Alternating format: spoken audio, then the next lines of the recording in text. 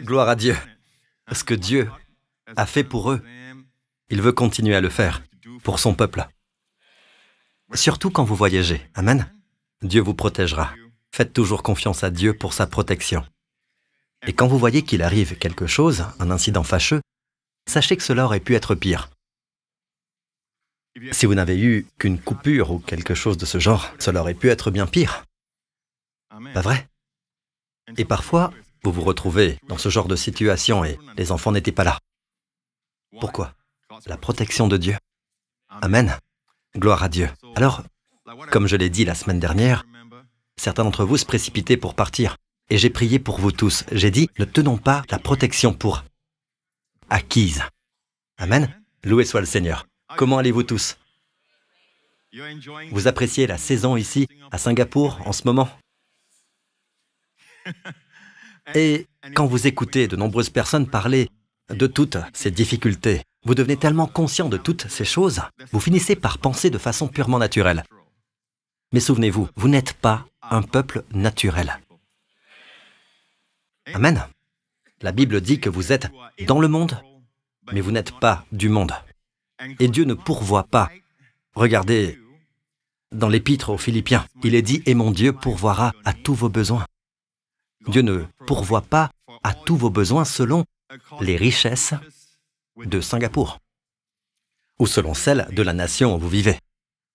Dieu l'a promis, permettez que je cite, « Et mon Dieu pourvoira à tous vos besoins conformément à sa richesse, avec gloire, en Jésus-Christ. » Alors, je veux commencer par là, et c'est volontaire. Je sens qu'il est temps de partager aussi certaines choses que les gens se demandent, parce que certaines vérités ne sont pas proclamées. Et parfois, il faut se lever et parler, sinon le mensonge l'emportera. D'accord? Parce que d'un côté, les gens disent parfois n'importe quoi. Tant de gens utilisent cette expression, par exemple, l'évangile de la santé et de la richesse. Combien d'entre vous ont entendu cela? C'est le cas.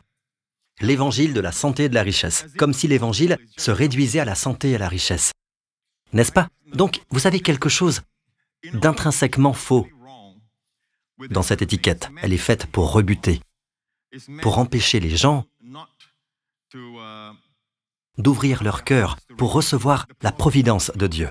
Sans s'en rendre compte, ils calomnient en fait Dieu. D'accord? Parce que l'évangile de Jésus-Christ produit bel et bien de la provision.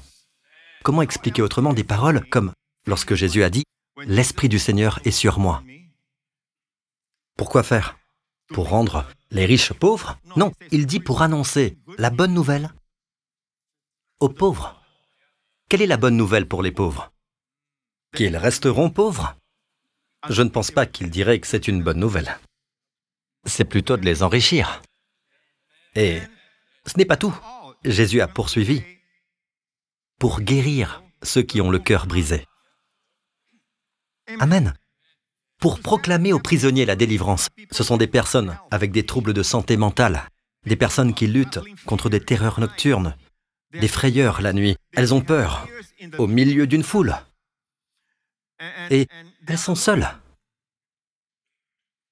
Bien qu'elles soient entourées de gens, Jésus est venu affranchir de tels gens. Amen. Pensez-vous que s'ils sont libérés de ces conditions, on n'appelle pas cela la prospérité de leur âme? Le Seigneur fait prospérer leur âme. Et puis il leur dit, pour proclamer, Jésus lui-même a dit, pour proclamer aux prisonniers la délivrance.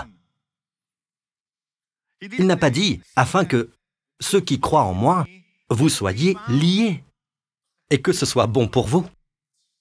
Non, pour proclamer la délivrance aux prisonniers, pour proclamer une année de grâce ou de jubilé du Seigneur. Qu'est-ce que l'année du jubilé? Pour Israël, l'année du jubilé signifie la remise des dettes, la restauration de tout ce qui a été perdu ou ce dont vous avez été dépossédés. Amen. Tous attendaient l'année du jubilé parce qu'ils savaient que leur terre leur reviendrait. Ils savaient que toutes leurs dettes seraient remises d'une manière surnaturelle. C'est une remise à zéro complète. C'est l'idée de Dieu. Amen. Diriez-vous que c'est une bonne chose? Diriez-vous qu'une annulation surnaturelle des dettes est une bonne chose? Si toutes vos dettes sont annulé. Diriez-vous que vous prospérez, même financièrement?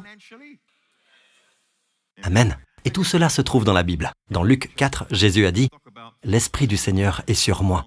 Voici ce qui va arriver. » Amen. Alléluia. Loué soit le Seigneur. Que se passe-t-il si vous ne le croyez pas? Que se passe-t-il si vous ne le croyez pas? Si vous ne le croyez pas, cela ne fonctionnera pas pour vous. Car tout dans la vie chrétienne fonctionne par la foi. Jésus a tout accompli en la croix. Comment êtes-vous sauvés? Quelqu'un a dit, « Pasteur Prince, si Dieu veut nous faire prospérer, Dieu nous fera prospérer. » Vous savez, pas besoin de le dire aux gens. Si Dieu veut faire prospérer quelqu'un, il fera simplement prospérer cette personne. S'il ne veut faire prospérer personne, c'est la volonté de Dieu. Eh bien, avec un tel raisonnement, autant dire, si Dieu veut sauver quelqu'un, Dieu sauvera cette personne. Pourquoi prêcher l'évangile à cette personne? Pourquoi lui parler de Jésus? Dieu la sauvera souverainement. Ce n'est pas la voie de Dieu. La voie de Dieu, c'est que vous partagiez la parole, sa parole, avec quelqu'un, et la foi entre dans son cœur. Car la foi vient de ce qu'on entend, de la parole de Dieu. Et lorsque la foi vient, ils peuvent recevoir, car tout dans le royaume de Dieu fonctionne par la foi. Comment êtes-vous sauvés? Jésus a tout accompli en la croix, n'est-ce pas? Vous n'avez pas eu à payer le prix.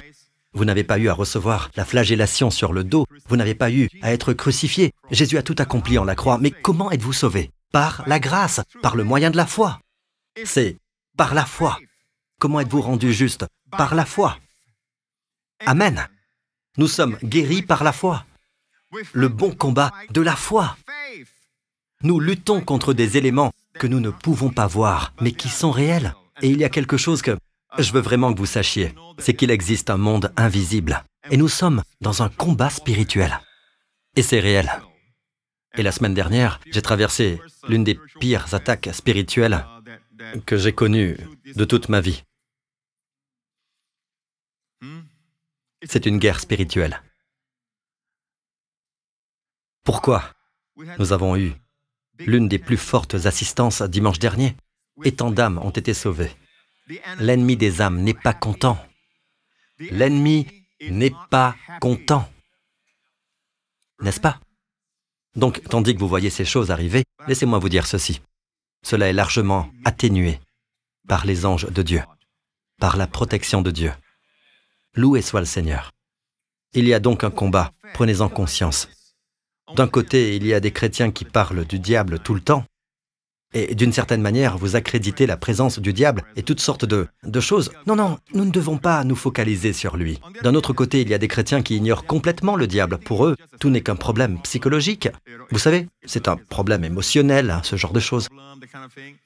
Mais des gens sont liés. Ils se sentent liés, ils se sentent poussés à faire des choses, dépendants. Ils trouvent qu'ils ne peuvent pas s'en empêcher. Ils emploient toute leur volonté et ils constatent encore qu'ils sont esclaves de cette condition. Alors, il vous faut une puissance supérieure à cette puissance. Amen. Et c'est la puissance du Saint-Esprit. Nous sommes dans un combat spirituel. Puis-je entendre un bon amen? Alors, quand quelqu'un dit l'évangile de la santé et de la richesse, laissez-moi vous dire ceci. Je veux le dire d'emblée.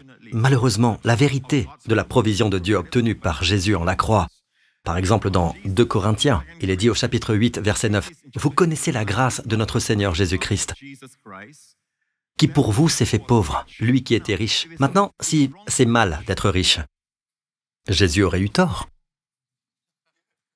Il était riche, mais il s'est dépouillé. Pour vous, il s'est fait pauvre, afin que, par sa pauvreté, vous soyez enrichis. Ou en la croix. Afin que vous soyez enrichis en la croix. Il n'a même pas eu la dignité d'être vêtu décemment.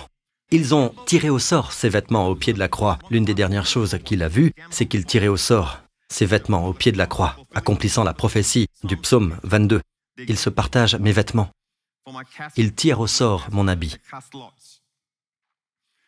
Il a vu cela quand il était dans le dénuement. Mais il n'a jamais été ainsi. Il était toujours riche, bien sûr. Lui qui a placé les étoiles et les planètes dans l'univers. La Bible emploie ces mots. Il déroule le ciel. comme une étoffe légère. Ainsi, il y a des galaxies au-delà de nos galaxies qui seront nos terrains de jeu dans l'avenir. Amen. Celui qui a placé tous les diamants, saphirs, topazes, l'or à leur place. Si ces choses étaient mauvaises, il ne les aurait pas mises sur cette terre. Elles ne sont ni mauvaises ni bonnes. Ce ne sont que des pierres, hein mes amis? Des pierres. Amen. Pour embellir, tout comme le ciment, avec lequel nous obtenons du béton pour nos bâtiments. Pour moi, notre bâtiment en béton est solide. Ces choses sont simplement là pour embellir. Ce ne sont pas des dieux. Ils ne peuvent pas répondre à votre prière. D'accord? Mais malgré tout, il les a donnés. Amen. Pour vous, il s'est fait pauvre, alors qu'il était riche, ou la seule fois, c'était en la croix. Pour vous, il s'est fait pauvre, n'oubliez pas. Et pourquoi s'est-il fait pauvre? C'est la parole de Dieu. La parole de Dieu dit, afin que par sa pauvreté, vous soyez enrichis. Si donc vous ne voulez pas recevoir cette part, pour lui, sa souffrance, pour vous, on la croit, est gaspillée. Vous ne l'avez pas reçue. Est-ce possible? C'est possible. Si c'est votre anniversaire, j'achète quelque chose, je l'ai payé, je viens vers vous, et vous ne voulez pas du cadeau. Qu'est-ce que c'est? C'est du gaspillage. Parce que cela a été payé. Or, certains disent que ce verset ne concerne que le spirituel. Il était riche spirituellement, n'est-ce pas? Mais pour vous, il est devenu pauvre spirituellement, afin que vous soyez riches spirituellement. Permettez-moi de vous dire une chose, d'accord? Jésus n'a jamais été pauvre spirituellement. Premièrement. Deuxièmement, quand vous traduisez un verset biblique, vous devez regarder le contexte. Ici, c'est 2 Corinthiens chapitre 8. Cela commence en parlant des gens de Macédoine qui voulaient donner aux saints pauvres de Jérusalem. Et l'apôtre Paul, qui écrit ceci sous l'onction du Saint-Esprit, il a dit qu'il était sur le point d'aller en Macédoine. Mes amis, préparez vos dons. Ok, souvenez-vous, la dernière fois, vous avez dit que vous vouliez leur donner. Ne me laissez pas venir et constater que vous n'êtes pas prêt, d'accord? Ou que soudain, vous ne voulez plus donner, que vous avez changé d'avis. Je viens vers vous, je vais porter ce don aux saints pauvres. Et vous savez ce qui s'est passé? En fait, il disait cela aux Corinthiens, pas aux Macédoniens. Il disait aux Corinthiens, « Je viens chez vous pour aider les saints pauvres à Jérusalem. Rappelez-vous, la dernière fois, vous avez promis de mettre de côté de l'argent pour les bénir. » Il leur a dit cela, d'accord? Puis, il a parlé de la Macédoine. Ils étaient un excellent exemple. Ils se sont d'abord donnés eux-mêmes au Seigneur. Puis, ils ont donné leurs finances, leurs dons, insistant pour que nous recevions leurs dons, les remettre aux chrétiens pauvres de Jérusalem. Alors j'arrive, les amis. Et puis il leur dit ceci. Vous connaissez la grâce de notre Seigneur Jésus-Christ, leur dit-il. Il leur rappelle qu'ils n'ont pas à donner dans la contrainte. Vous savez pourquoi? Ils sont riches. Ils peuvent donner par la foi, sachant que par la croix de Jésus-Christ, ils ont été enrichis. Ainsi, lorsqu'ils donnent par la foi, en réalité, ils déclenchent ce cycle dans le monde invisible pour qu'il se manifeste. Amen. Parce que savez-vous ce qui arrive juste après ce verset dont on parle? Au fait, le contexte est toujours important. Quand vous traduisez un verset, il doit être dans le contexte pour dire tout ce que vous voulez. Je dis toujours, si vous prenez un verset hors contexte, si vous ôtez le texte du contexte, ce mot qui reste en anglais signifie tromper. Donc, tout doit être interprété dans le texte. Certaines personnes, quand elles veulent critiquer quelqu'un, elles prennent une partie de ce qu'il disait. Quand il faisait une blague, par exemple, elles extraient cette partie et elles font croire qu'il a dit cela. Alors, n'écoutez pas les gens qui prennent des morceaux du discours des autres, sans voir l'ensemble. Vous devez voir le contexte. Vous n'êtes pas dupe. Ne laissez personne vous duper. D'accord? Regardez le contexte. Amen. Savez-vous de quel chapitre il s'agit? Le chapitre 8. Et tout le passage parle d'offrande, de finances. Juste après ce verset, regardez le verset 10. C'est un avis que je donne, dit-il aux Corinthiens. C'est ce qui vous convient, puisque dès l'année dernière, vous avez été les premiers non seulement à faire une collecte, mais aussi à la vouloir. Menez-la donc maintenant à bien afin que sa réalisation corresponde. Vous aviez promis que vous leur donneriez un don, n'est-ce pas? Pour les aider. Menez-la donc maintenant à bien afin que sa réalisation corresponde, en fonction de vos moyens, à l'empressement que vous avez mis à la vouloir. Tout ce passage parle de finances. Laissez-moi descendre plus loin pour vous montrer. Mais de suivre un principe d'égalité. Dans les circonstances actuelles, votre abondance pourvoira à leurs besoins afin que leur abondance aussi pourvoie à vos besoins. C'est ainsi qu'il y aura égalité, conformément à ce qui est écrit. Celui qui avait ramassé beaucoup n'avait rien de trop, et celui qui avait ramassé peu ne manquait de rien. Il ne s'arrête pas là, vous savez. Au chapitre suivant, il continue en disant « Et Dieu peut ». Dieu le peut-il? Est-ce que Dieu peut vous combler de toutes ses grâces? Or, la grâce est spirituelle, n'est-ce pas? Mais le résultat se voit.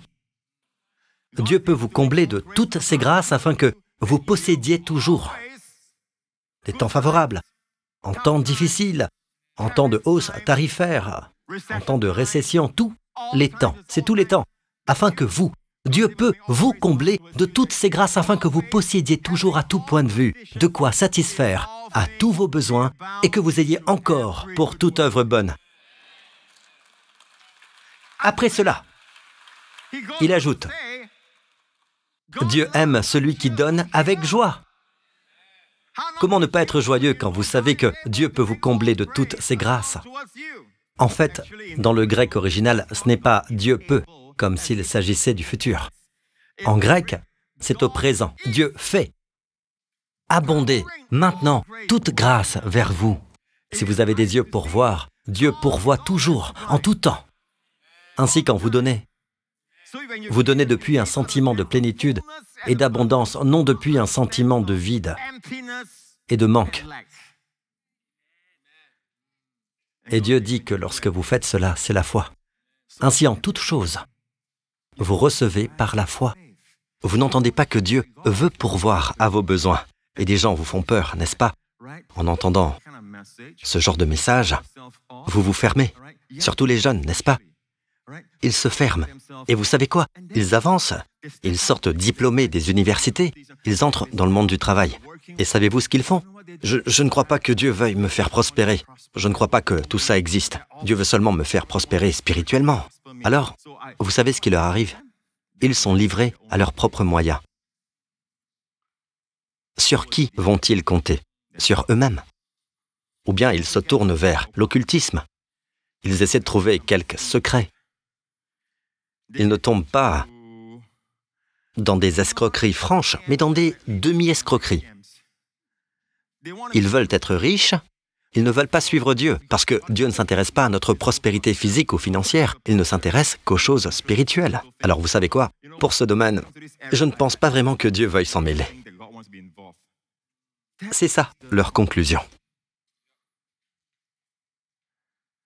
Nous avons eu une génération qui, et j'en faisais partie, qui a grandi en entendant.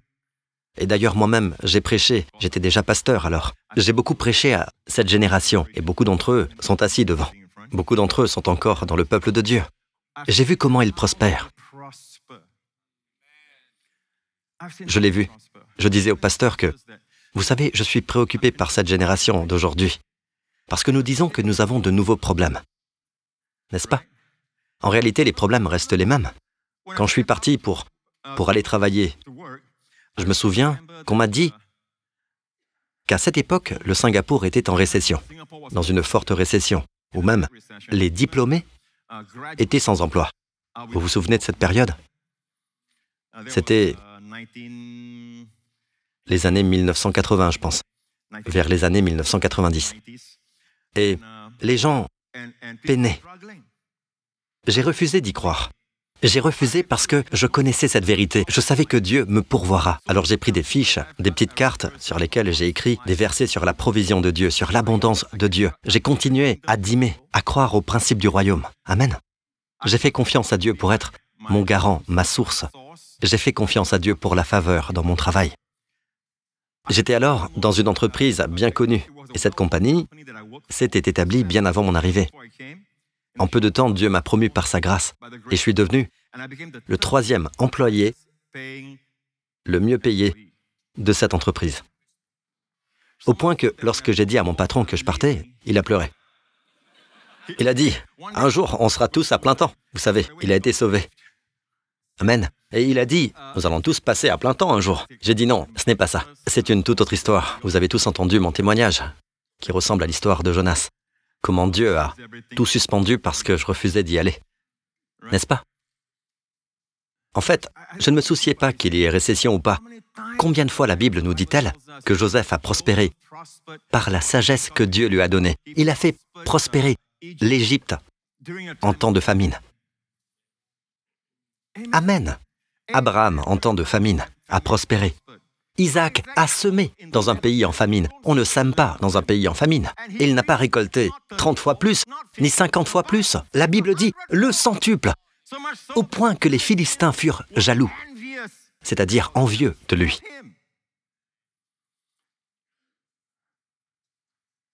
Vous m'entendez? Amen. Et nous ne le prêchons pas. C'est comme si nous avions cessé de le prêcher, peut-être à cause de l'intimidation de ceux qui essaient de vous mettre dans une certaine case. Les gens aiment coller des étiquettes, n'est-ce pas? Je suis d'accord. Je serai le premier à vous dire que, dans bien des endroits, je ne mentionnerai aucun pays.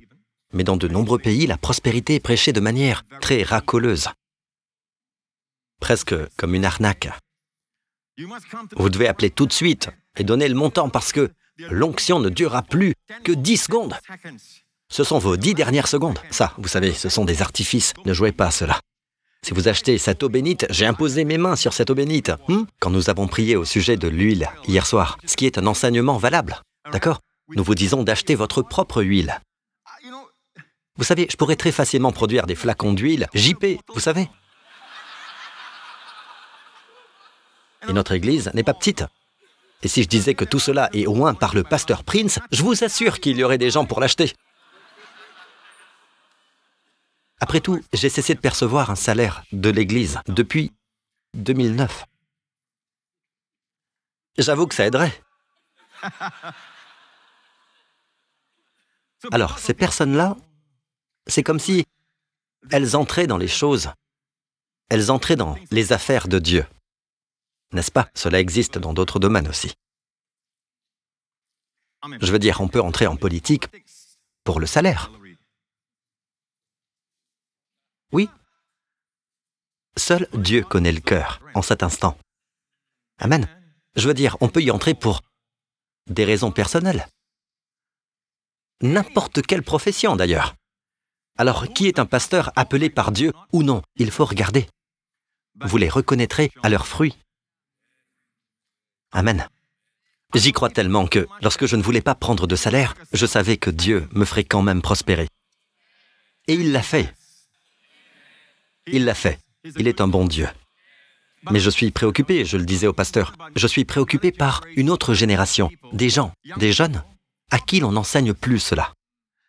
Et nous devons le leur dire, car s'ils ne l'entendent pas, comme pour les malades, quelle est la première chose qu'ils doivent entendre? Dieu veut que vous soyez en bonne santé, car ils entendent des sottises, qu'ils absorbent, des enseignements erronés qui se sont glissés en eux. Et beaucoup viennent même du monde chrétien, leur disant, eh bien, peut-être que, dans votre cas, c'est la volonté de Dieu que vous soyez malade.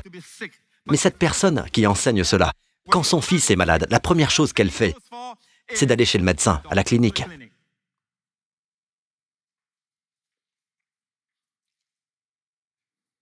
Mais quand il s'agit d'enseigner, elle pense autrement. Non, il faut aller à la Bible et voir si c'est la volonté de Dieu ou pas. Voyez, en toutes circonstances, Jésus a dit, « Celui qui m'a vu a vu le Père. » N'est-ce pas? Cela signifie que Jésus est la volonté de Dieu en action. A-t-il jamais appelé quelqu'un en bonne santé? Et vous, là, vous êtes trop en bonne santé. Venez ici, oui, recevez un peu de lèpre. Là, ce que je fais, vous ne le comprenez pas, n'est-ce pas? Vous ne le comprenez pas, n'est-ce pas? Mais il y a un dessein divin, un dessein divin. Et toi, là, t'as beaucoup à manger, toi. Là, donne-moi tout ça. Il mange tout, et puis il dit, ce que je fais maintenant, là, tu comprends pas. Mais la pauvreté est sainte. Tu apprendras la patience grâce à cela. Pierre, finis toute sa nourriture. Non, il n'a jamais fait ça. Ce qu'il a fait, ce que rapporte la Bible, c'est que Jésus a pris le peu et l'a multiplié pour nourrir la foule. Avec 12 paniers, et il y avait en plus. Amen. Il a vu le lépreux, l'a touché, l'a purifié, et l'a laissé repartir complètement rétabli auprès des siens. Amen. Il a ouvert les yeux des aveugles. Il a débouché les oreilles des sourds. Il n'a jamais fait qu'une personne qui entendait parfaitement bien devienne sourde. Il n'a jamais rendu les voyants aveugles. Il n'a jamais donné la lèpre à qui que ce soit. Quand il dit « Celui qui m'a vu a vu le Père », ne venez pas me dire que c'est peut-être la volonté de Dieu. Désolé, vous arrivez trop tard. J'ai rencontré Jésus. Et mon regard n'est pas sur vous, ni sur votre enseignement, mon regard est sur lui et sa vie parfaite. Il est venu me révéler le Père. Amen. Amen. Loué soit le Seigneur. Mais il y a cet enseignement qui est abusif, qui profite des gens, et ils utilisent le mot prospérité. Heureusement, ce genre de pasteur-là, vous verrez qu'on les repère très facilement. Tout tourne autour de l'argent. Tout tourne autour de l'argent. Et tout leur message tourne autour de l'argent.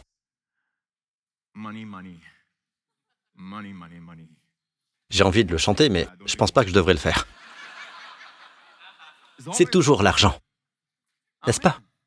Mais chez nous, c'est l'extrême inverse, au point que cette nouvelle génération émerge maintenant. Elle veut acheter des appartements, elle veut tout acheter alors qu'elle démarre dans la vie, qu'elle vient de se marier.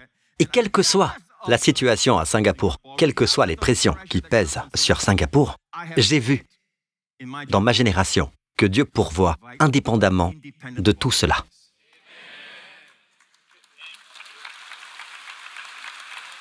J'ai traversé la crise asiatique et d'autres crises. J'ai prêché la même chose et notre peuple est pourvu. Amen. Et je l'ai dit maintes et maintes fois, je ne vais pas me répéter sans cesse. Mais je vais dire ceci, puis je continuerai. Dieu n'est pas contre le fait que vous ayez de l'argent. Dieu ne veut pas que vous adoriez l'argent. Il ne veut pas que vous aimiez l'argent. Il veut que vous aimiez les gens, que vous utilisiez l'argent, que vous aimiez les gens, pas que vous utilisiez les gens pour aimer l'argent. Amen. C'est ça.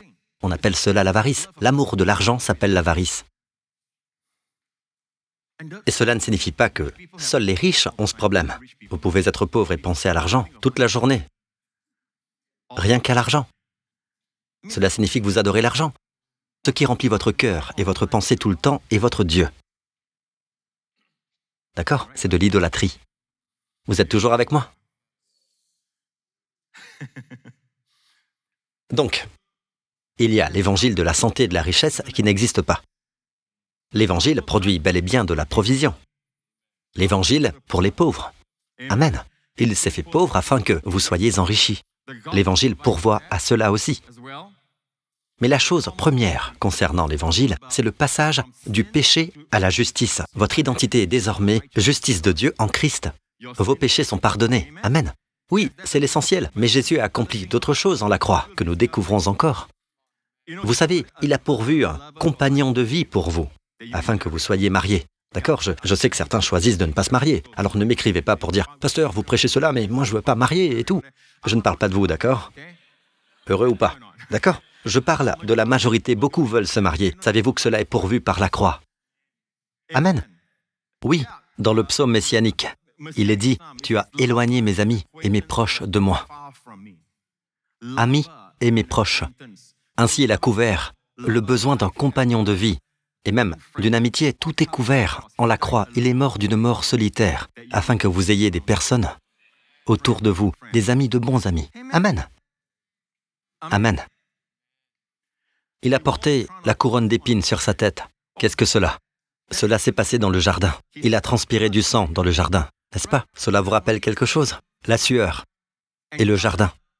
La première fois que la sueur est mentionnée, c'est après que Adam et Ève ont péché contre Dieu. Et Dieu dit, c'est à la sueur de ton visage que tu mangeras du pain. Dieu aurait de toute façon fourni le pain. Amen. Mais Dieu aurait pourvu du pain pour eux, facilement pour eux. Mais désormais, ils devront suer pour leur pain, ils devront suer pour leur provision à cause de la malédiction.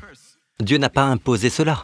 Ce n'est pas que Dieu voulait les punir arbitrairement, non. Ils ont péché contre Dieu et Dieu leur annonce juste la conséquence.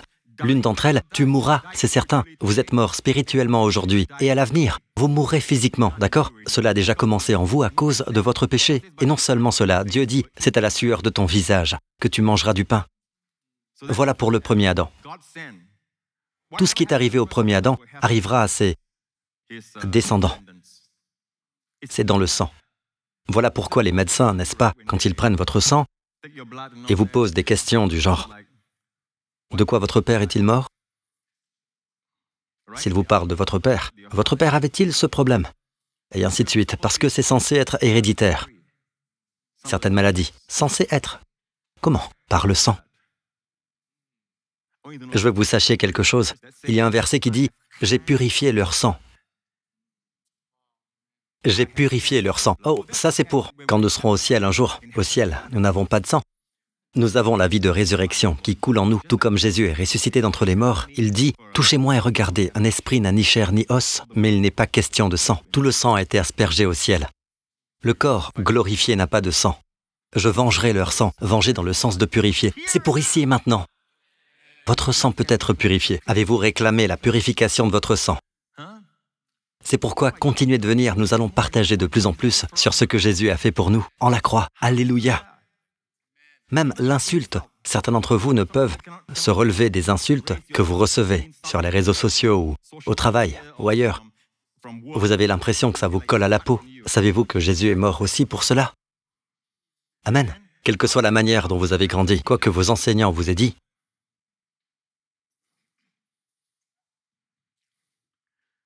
c'est en réalité l'œuvre de Jésus. Pour le dire clairement, c'est la volonté de Dieu que vous ne subissiez pas cet opprobre. Dieu ne veut même pas que cela vous atteigne. Dieu n'a pas dit que cela ne serait pas prononcé. Mais Dieu a dit que Jésus a payé pour ça. Où? Dans l'Épître aux Romains. Les injures de ceux qui t'insultent sont tombées sur moi. C'est une citation des psaumes messianiques. Jésus a dit, les injures, les insultes, tout le venin dirigé contre vous est tombé sur moi. Je l'ai pris, alors ne le prenez pas. Quand quelqu'un dit quelque chose, ne le prenez pas. Voyez, Jésus s'est déjà mis au centre. Tout est accompli. Il l'a absorbé pour vous. Ce que cet enseignant a dit sur vous, faites entrer Jésus maintenant dans cette situation. C'est absorbé par lui. Terminé. Puis-je entendre bon amen? Alléluia. Alléluia. Pour vous dire franchement, je n'aime pas ce genre de choses. C'est agir comme le diable, car cela détourne les gens du vrai message, de la provision de Dieu, pas vrai? Le diable fait apparaître des gens qui ne parlent que d'argent tout le temps, et cela amène les autres à en être rebutés, et ils rejettent le tout. Mais ne jetez pas le bébé avec l'eau sale du bain, vous connaissez l'expression. Il y a une vérité, sinon la Bible ne dirait pas des choses comme à Josué. Fais ceci, c'est alors que tu auras du succès dans tes entreprises. C'est alors que tu réussiras. Le psaume 1er dit « Tout ce qu'il fait lui réussit ». Amen. Respecte les ordres de l'Éternel. Ainsi tu réussiras dans tout ce que tu feras et partout où tu te tourneras. Amen. Jean, dans le Nouveau Testament, bien-aimé, je souhaite que tu prospères à tout point de vue et sois en bonne santé à l'image de ton âme. D'accord. Dans Jean chapitre 1, je commence à peine, d'accord? Et ça va jusque-là, pasteur Henry? Mes versets sont tous justes? En grandissant, vous voudrez ressembler au pasteur Henry. Il est comme une Bible ambulante. Il connaît tous les versets. Si vous êtes avec lui en voiture derrière une autre voiture, il regarde la plaque et il dit 315, 1 Chronique 3.5. Vous le regardez et vous vous dites « Hey, c'est l'Einstein de la New Christian Church. » Amen. Lorenz peut toujours en rêver. Ah, il est... Hé, pasteur, ils sont en train de vous filmer, là. Vous voyez, un homme intelligent. dont le cerveau mémorise tout, prend quand même des notes. Oui, d'accord.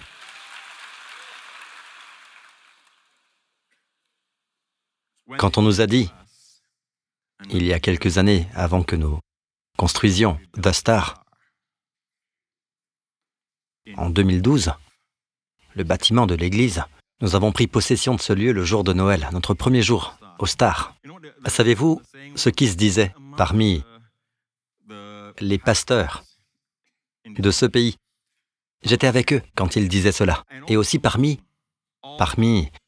les chrétiens ici. Et parmi beaucoup de notre Église. Cela se disait parmi les professionnels de notre assemblée. Vous savez ce qu'ils disaient à Singapour? Oh, Singapour est trop petite pour construire quoi que ce soit d'une telle taille. Il faut se contenter d'un lieu plus petit, se contenter d'un bail de 30 ans. Dans mon cœur, quelque chose s'est levé. Je suis certain que, bien avant, quand Dieu a prévu pour nous d'être tous ici dans sa prédestination, dans un lieu appelé Singapour, Dieu a conçu Singapour exactement telle qu'elle est. Et tout ce qui est arrivé à Singapour, jusqu'ici, je le crois, sert à la propagation, amen, de l'évangile de Jésus-Christ, afin que le Seigneur soit exalté. Et cela vaut pour toutes les nations du monde. Dieu a un dessein dans son plan, amen, pour sauver l'humanité. Alléluia. Et je ne pense pas que Dieu ait dit « Ah, j'ai oublié un truc, j'ai fait Singapour, trop petite. »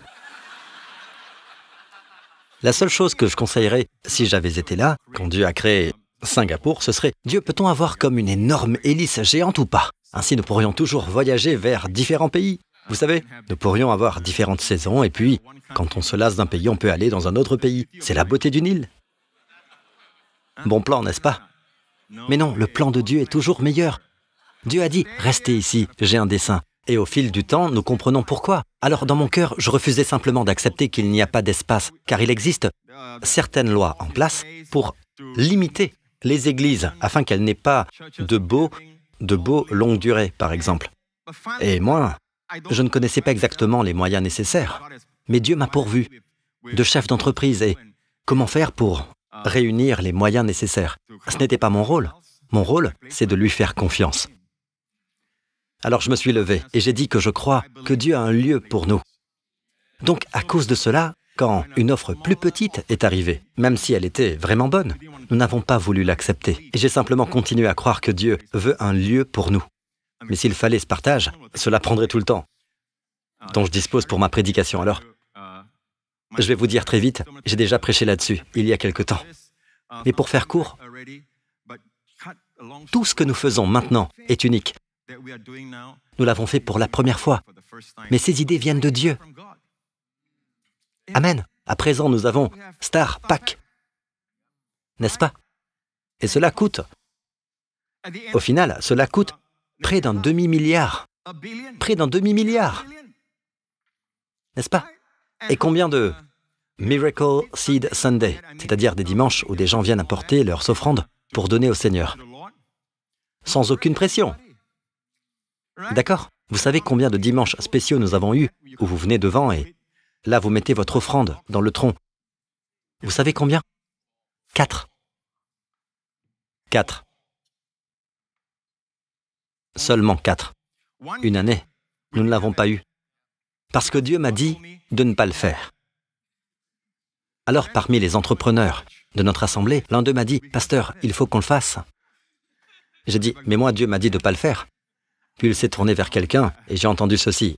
Il a dit « Si c'est Dieu, nous allons voir comment Dieu s'y prendra. Mais si ce n'est pas Dieu, je vais voir le pasteur Prince se planter. » J'ai de la compassion pour lui. Je ne suis pas un homme d'affaires, d'accord? J'ai été dans les affaires quelque temps, mais je n'ai pas le calibre d'homme d'affaires comme certains de ces gens l'étaient. Je ne le suis pas, mais je le connais. Je le connais. Joseph le connaissait. Daniel le connaissait. Amen. S'il n'y a pas de sagesse, Dieu peut donner la sagesse. Or, si je ne croyais pas que Dieu nous ferait prospérer, et si je ne prêchais pas à notre peuple que Dieu les fera prospérer, il n'y a pas de foi en Dieu, tout simplement. Et maintenant, c'est payé. Près d'un demi-milliard. Je ne sais vraiment pas comment l'argent est venu.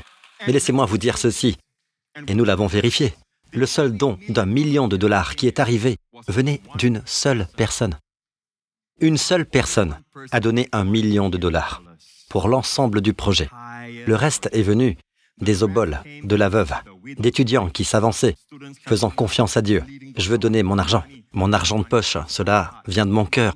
Personne ne les a forcés. En fait, si vous me demandez, je les aurais arrêtés si je savais qu'ils sacrifiaient quoi que ce soit, vous voyez. Et beaucoup d'entre eux sont simplement venus. Ils sont venus et Dieu a multiplié. Dieu a multiplié ce que nous avions. Le saviez-vous? C'est prodigieux. Vous êtes assis dans un miracle. Parce que notre peuple fait confiance à Dieu. La Bible dit que sans la foi, il est impossible d'être agréable à Dieu. Mais comment avoir la foi? Il faut entendre la parole de Dieu sur ce sujet. Qu'il s'agisse de guérison, de salut, il ne peut y avoir de salut reçu, à moins d'entendre le message du salut. Ainsi, la foi vient de ce qu'on entend, et ce qu'on entend vient de la parole de Dieu. Il ne peut y avoir de prospérité dans votre vie, à moins que vous n'entendiez dans la parole de Dieu ce que Dieu dit de la prospérité. Ainsi, ne pas vouloir l'entendre, c'est se couper de cet approvisionnement, parce que tout dans le royaume de Dieu fonctionne par la foi. La guérison aussi. C'est pourquoi nous avons des versets de guérison. L'autre jour, j'écoutais des versets de guérison toute la nuit. C'était ma propre voix. C'était pas mal du tout. Et avant de faire « ouh », sachez que ça m'a fait m'endormir. Mais je sens que mon esprit ne dort jamais. Alors j'entends la parole encore et encore. Amen. Il a envoyé sa parole et les a guéris. Amen. Nous recommandons à toute personne à l'hôpital ou ailleurs, lorsqu'elle n'a pas la force de croire, laissez-les au moins entendre la parole. Il y a la pluie en fond et un son apaisant derrière. Mais c'est surtout la voix. Non, non, ce n'est pas la voix, c'est la parole, mes amis. Amen.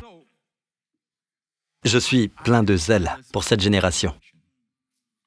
J'ai à cœur qu'elle ne recourt pas à ses propres stratagèmes, qu'elle fasse confiance à Dieu, qu'elle agisse à la manière de Dieu, qu'elle ne cherche pas la voie facile. Amen. D'accord, toutes sortes de nouveaux plans, toujours un nouveau plan. S'enrichir vite, ce n'est pas la voie biblique. Que cette génération apprenne autant que possible la voie de Dieu vers la prospérité. Amen. Tout en rendant gloire à Dieu, sachant que c'est lui qui veut vous faire prospérer. D'accord, très rapidement. Les enfants d'Israël ont une fête qu'ils appellent la fête de la récolte. Et c'est la fête des tabernacles. Il y a 7 fêtes qu'ils célèbrent chaque année. D'accord? La 7e, la dernière, a lieu vers la fin de l'année. C'est assez proche de la Noël. Elle s'appelle la fête des tabernacles, ou fête de la récolte, ou fête des tentes. Et pour cette fête, Deutéronome 16 dit, « Tu célébreras la fête des tentes. » Combien de jours? Pendant 7 jours. Au moment où tu récolteras le produit de ton aire de battage et de ton pressoir. L'aire de battage, c'est là où l'on bat le blé. C'est donc la moisson. Récolte signifie moisson. Dieu les a bénis d'une moisson abondante. Et maintenant, ils rentrent leur récolte, leur blé. Amen. Et quand il est question de vin, c'est en fait le raisin. Amen. Et puis, ils rentrent tout cela et ils se préparent à célébrer la fête des tabernacles. Tu te réjouiras. En fait, on dit que c'est la plus joyeuse de toutes les fêtes. Tu te réjouiras à cette fête, toi, ton fils et ta fille, ton esclave et ta servante, ainsi que le lévite, l'étranger, l'orphelin et la veuve qui seront dans ta ville. Ils se réjouiront tous, ils seront tous heureux. Pourquoi? Dieu leur a fourni toutes ces choses. Savez-vous que pour la fête des tabernacles, il y a le plus grand nombre d'offrandes de taureaux. Le taureau est la plus grande forme d'holocauste qu'ils puissent offrir à Dieu. Amen. Il y a la plus petite forme, qui est un oiseau, un pigeon ou une colombe, n'est-ce pas? Mais la plus grande, c'est un taureau. Savez-vous combien de taureaux? 7 jours, n'est-ce pas? Ils célèbrent la fête des tabernacles. D'accord? Il y en a un qu'on appelle le 8e jour. Nous allons y venir. Mais en 7 jours, savez-vous combien de taureaux ils offrent en sacrifice? Le tout premier jour, 13 taureaux. 13 taureaux. C'est beaucoup de sang versé. Deuxième jour, 12 taureaux. Le jour suivant, 11 taureaux. Et ainsi de suite jusqu'au dernier jour avec un seul taureau. À la fin, beaucoup de sang est versé. Le taureau est une image de Jésus-Christ en la croix. versant son sang. Bien sûr, tous les taureaux du monde ne peuvent se comparer au sang infiniment précieux du Seigneur Jésus-Christ. Son sang est sans péché. Amen. Mais pourquoi verser autant de sang pendant qu'il célèbre? C'est en fait une fête d'action de grâce. Il remercie Dieu pour une moisson abondante. Il remercie Dieu d'avoir une vendange riche cette année. Il remercie Dieu parce que leur blé était parfaitement mûr pour la récolte. Et puis il remercie Dieu pour toute la nourriture qu'ils peuvent manger et qu'ils peuvent vendre. Il remercie Dieu pour des bénédictions naturelles. C'est le premier but de la fête des tabernacles. Deuxièmement, ils habitent sous des tentes pendant les 7 jours. Et ces tentes sont montées avec des branches de saule, de palmier et de myrte. Et ce qu'ils font lorsqu'ils célèbrent, au dernier jour, le dernier jour revient au premier jour. Remarquez que Dieu l'appelle le 8e jour. Dieu agit sur un cycle de 7, n'est-ce pas? Tout comme votre gamme musicale. Il revient toujours au 8e, qui ramène au premier normal. Et ensuite, vous retournez au Do, n'est-ce pas? Si, Do, pas vrai? Si, Do. Le Do est en réalité un retour au Do. Donc, le 8, dans la gamme musicale, il y a 7 notes. Mais la 8e est en réalité un retour au Do. C'est donc un nouveau commencement. Le chiffre 8 dans la Bible est toujours le chiffre du nouveau commencement. Vous m'entendez? Et ils demeurent dans des tentes, des abris de fortune, pendant 7 jours, pour commémorer comment Dieu les a fait sortir d'Égypte. Amen. Et ils sont demeurés dans des tentes. Alors ils n'oublient jamais cet événement. Maintenant, pour célébrer quoi? Leur délivrance physique, littéralement, la délivrance physique hors d'Égypte. Ils doivent s'asseoir là et se souvenir. J'aimerais que nous ayons des occasions pour lesquelles nous nous rappelons de la guérison qui nous est donnée. Mais Dieu nous a donné ceci, que nous pouvons avoir chaque jour, la communion, la Sainte Seine. Amen. Alors, que s'est-il passé quand ils ont célébré, dans l'évangile de Jean, la fête des tabernacles au 7e jour? Ils célébraient et, tout au long de la journée, ils faisaient des choses. Par exemple, le temple était richement décoré et il y avait des lumières partout. Il y avait 2 immenses candélabres, des menorahs, pour illuminer la nuit. Amen. Souvent, les enfants ne dormaient pas la nuit, car la nuit se prolongeait. Il y avait beaucoup de lumière et ils se promenaient en portant un flambeau. Ils faisaient le tour, ils se déplaçaient et tout le lieu, tout le temple était illuminé. À l'heure du Christ, dans la journée, ils agitaient une main en tenant 3 rameaux de myrte, de palmier et l'autre était du saule. Et ils l'attachaient avec une corde et chacun en avait un. Et ils l'agitaient pour rappeler au Seigneur qu'ils sont demeurés sous des tentes. Amen. Dans l'autre main, ils tiennent un fruit de cédra, un genre de citron, de couleur jaune. Et ils étaient tous ainsi, les enfants comme les adultes. Selon la Bible, il y a une vérité plus profonde. Tout cela n'est qu'ombre.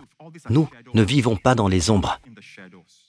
La Bible dit que nous demeurons sous des tentes. Vous savez, votre corps est en réalité un tabernacle.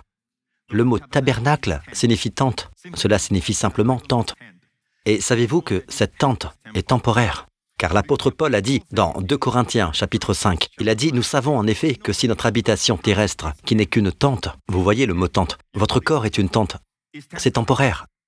Amen. Si notre habitation terrestre, qui n'est qu'une tente, est détruite, soit dit en passant le mot détruite ou dissoute, dans la version King James, si vous regardez, il s'emploie pour une tente quand on démonte la tente. Quand on abat la tente, vous retirez les cordes, vous retirez les piquets.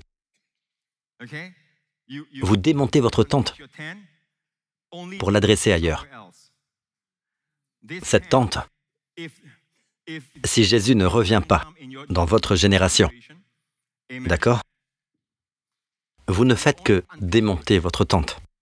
Ce n'est pas vous. Vous n'êtes pas la tente. Vous habitez dans la tente. Mais souvenez-vous qu'il s'agit de la dresser en un autre lieu, une tente éternelle.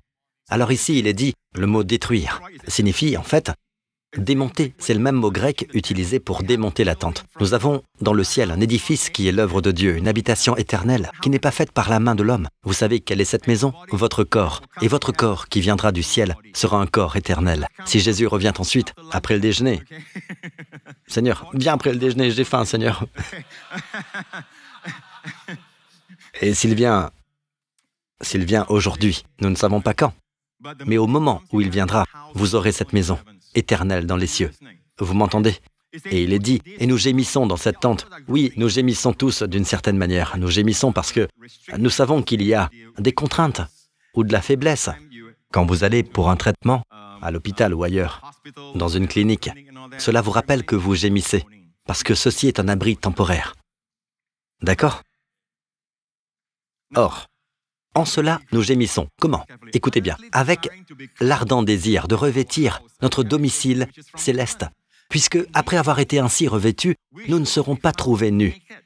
Plus bas, nous qui sommes dans cette tente, nous gémissons. Nous gémissons pourquoi? Accablés. Pourquoi? Parce que nous voulons non pas nous dévêtir, cela signifie mourir,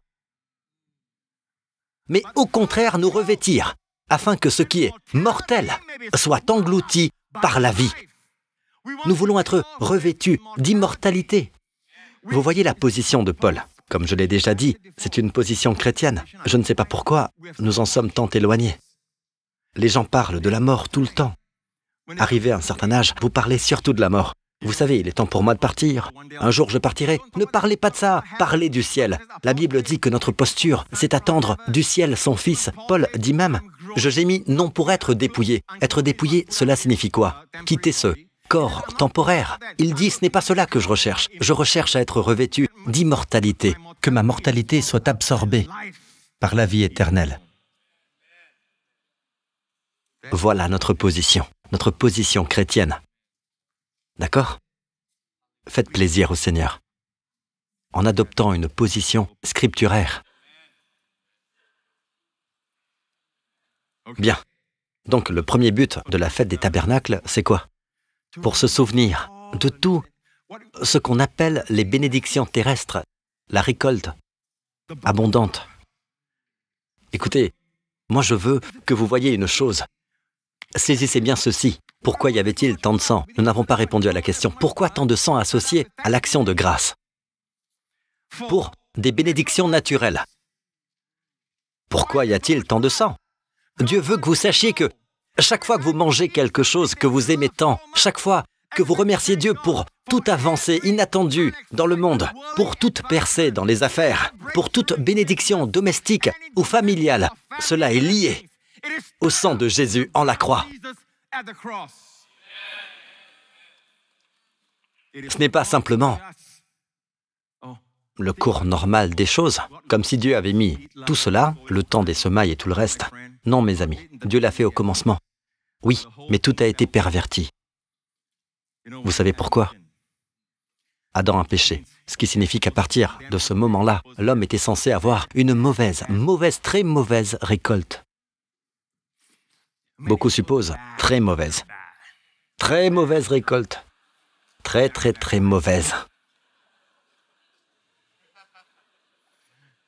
Toute ressemblance avec qui que ce soit serait purement fortuite.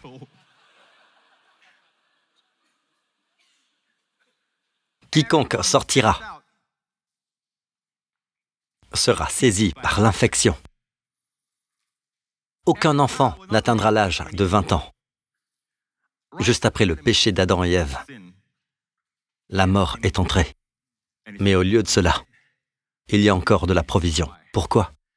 Parce que tout pointait vers la croix. La croix a prolongé les bénédictions que Dieu destinait à toute l'humanité. Amen.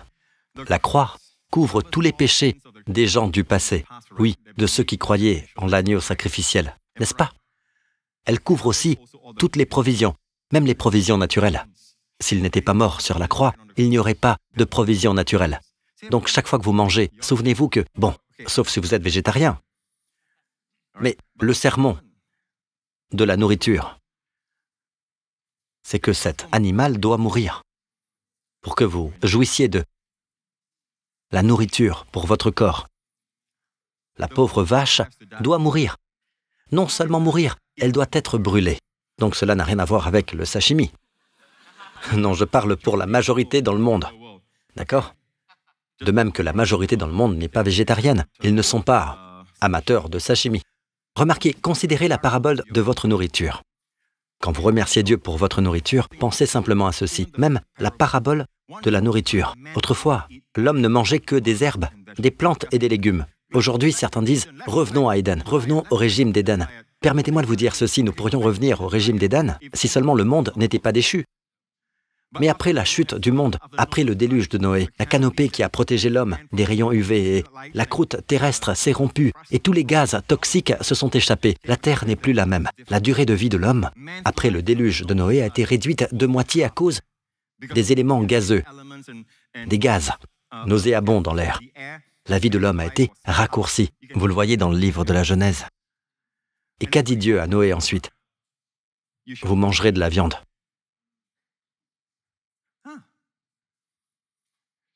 Vous mangerez de la viande. Amen. Le même Dieu qui dit de manger de tout arbre, des herbes, des fruits, dit maintenant, mangez de la viande. Je m'en tiens à Dieu. N'en mangez pas tous les jours. Voyons. Amen. La Bible dit, dans l'épître à Timothée, qu'un des enseignements des derniers temps des doctrines de démons, c'est interdire de se marier et de consommer des aliments. C'est dans la Bible. Je ne fais que citer la Bible. C'est ce que dit la Bible. Pasteur, savez-vous qu'il y a beaucoup de gens qui ont un cholestérol élevé? Je pense qu'ils voient de quoi je parle. Bon, le verdict n'est pas encore tombé. Nous avons besoin de protéines. La semaine dernière, c'était la vitamine D, n'est-ce pas? Nous avons besoin de protéines. Beaucoup d'entre vous, en avançant en âge, vous ne prenez pas assez de protéines. Il vous faut des protéines. Sinon, vous aurez de l'ostéoporose, vous ferez de la sarcopénie, vous perdrez votre masse musculaire. Vous tenez à conserver vos muscles, vous voyez ce que je veux dire? Eh, vous, comment pouvez-vous dire des choses pareilles? Hein, Pasteur Lawrence, vous êtes jaloux? Vous êtes jaloux? Amen.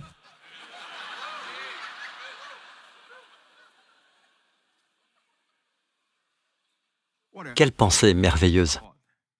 Toutes nos provisions naturelles, nos bénédictions domestiques, nos bénédictions familiales, sont toutes liées au sacrifice de Jésus. S'il n'était pas mort, rien de tout cela n'existerait depuis le moment où Adam et Ève ont péché. Ainsi Dieu nous dit, ne dites pas seulement que, quand il est mort, il nous a rachetés du péché. Il a sauvé notre esprit. Point final. En réalité, son sacrifice a prolongé la moisson. Chaque fois que vous obtenez une percée dans vos affaires, quoi que ce soit, arrêtez-vous. Souvenez-vous, c'est aussi couvert par le sang du Christ. Amen. Chaque fois qu'il vous arrive quelque chose de bon, ayez une action de grâce. Eux avaient littéralement une fête d'action de grâce pour rendre grâce à Dieu. Et laissez-moi conclure par ceci. Savez-vous ce qu'ils disaient? Savez-vous quel chant ils chantent pour la fête des tabernacles? Jésus s'est levé, n'est-ce pas? Le dernier jour, le grand jour de la fête, qui est le 8e jour. Il célèbre 7 jours. Au 8e jour, il y a une célébration supplémentaire, appelée le plus grand jour de la fête des tabernacles. Hoshana Rabbah, le jour de la grande délivrance.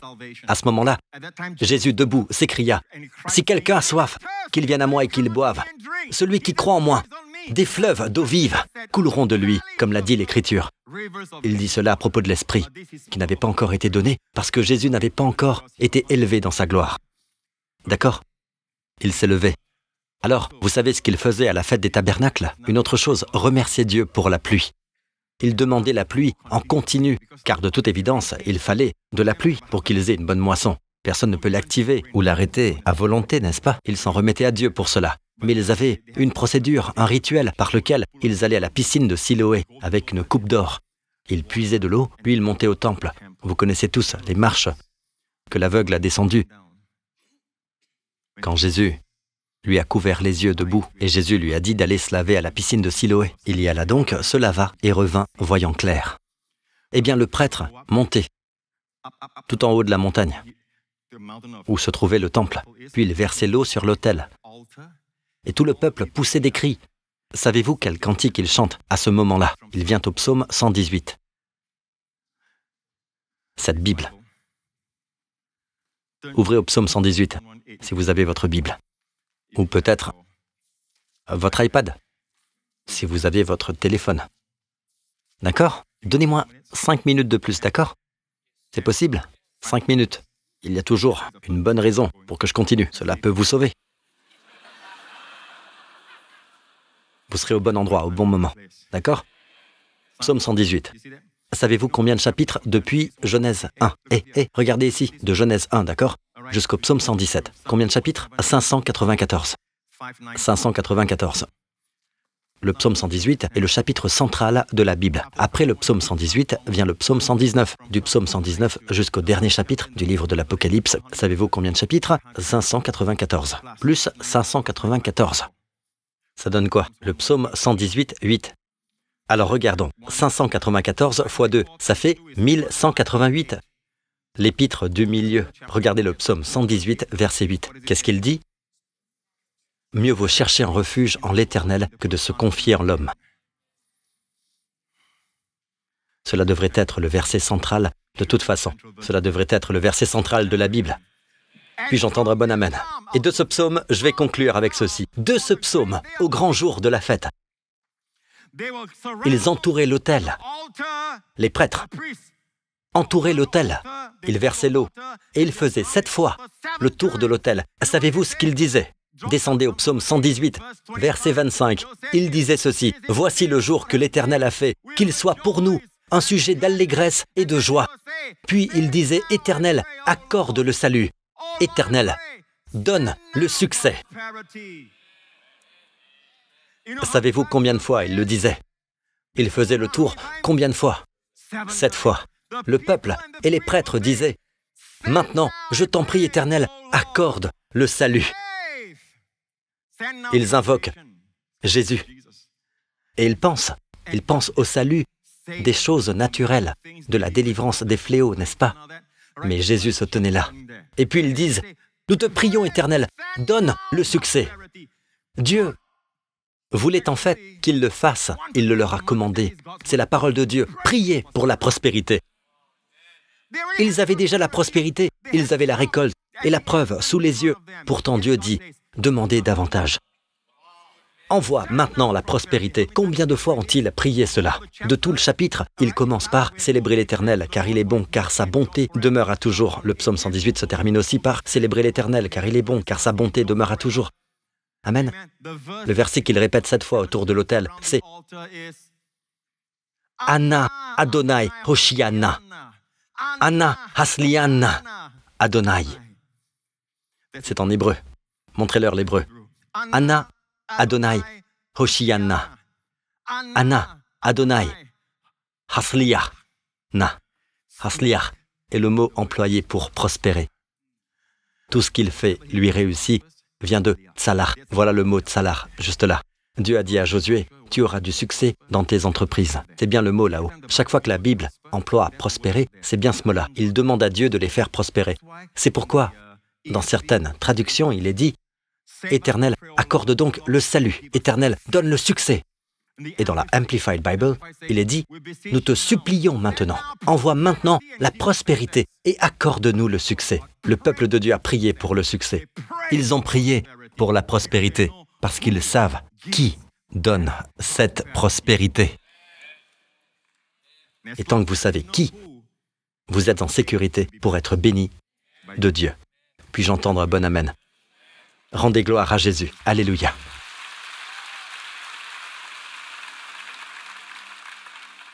On dit qu'après l'avoir dit 7 fois, un moment de silence s'installe. Il y a un silence. Je crois que c'est dans ce silence, quand on dit « Envoie maintenant Hoshiana », le nom Hoshiana vient de Yeshua. Envoie maintenant Yeshua. Envoie maintenant.